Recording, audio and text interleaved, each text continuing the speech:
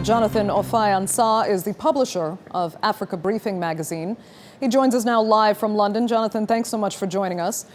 Burkina Faso had been seen by many as one of the most peaceful countries in the region. So how much has this attack changed that reality?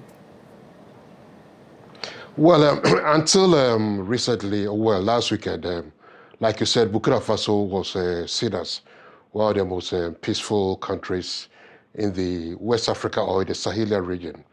But the threat of this fundamentalist violence, Islamic fundamentalist violence, is stretching from Nigeria and then coming onto Burkina Faso. But what happens is that they see that there's a vacuum because until 2014, Burkina Faso was ruled by a very powerful ruler, Blaise Compaoré, who was deposed in a popular uprising in 2014. So they saw the situation in Burkina Faso as sort of a weakness that they could exploit. Tell us what you think this will mean economically for Burkina. It wasn't exactly a mecca for tourists and NGOs, we can say that, but still, that revenue was important. True? Yes, it is important here. I mean, for a country like Burkina Faso, every revenue it could get or it can get from any sector of the economy is important. Though I wouldn't say that tourism is one of their big revenue earners. I mean, it relies mostly on cotton production and gold exports. But having said that, it was still deter because there's a lot of tourism activity along the Sahelian region where they hunt lions, and there's a lot of motor car racing activities going there. So all this will be curtailed. And so Burkina Faso will be a bit affected by the loss of revenue.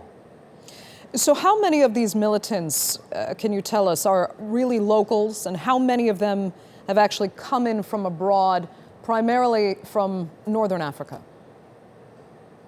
I don't know how many are local, but they are mainly, recruits from abroad because there's a lot of arms flowing from Libya and elsewhere, and the group that Al Murabitoum, the group that bombed the hotel in Mali, Bamako, Mali, 2 months ago, is also responsible for this latest atrocity in Burkina Faso.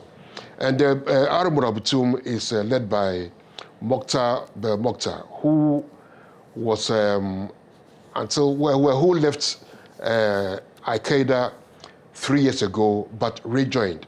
So they do this, and there's also a rivalry between Al-Qaeda, linked and ISIS-linked groups. So they undertake these atrocities, to prove a point. Okay, Jonathan Offei-Ansah, we're going to leave it there. Thank you so much for sharing your insight from London.